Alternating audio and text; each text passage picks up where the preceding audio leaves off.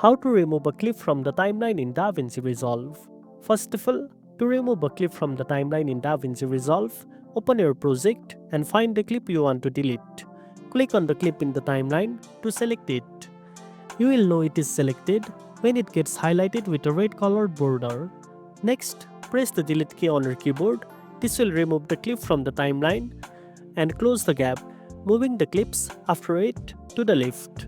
If you want to remove the clip but keep the empty space in the timeline, instead of pressing delete, press the backspace key.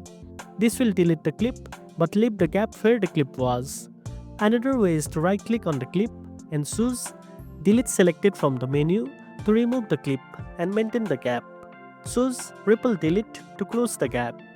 If you want to just cut out part of a clip, use the blade tool by pressing the B key, click where you want to cut, then select the unwanted part and delete it. Remember, if you make a mistake, press Ctrl Z to undo the last action. And that's it. Now you know how to remove a clip from the timeline in DaVinci Resolve.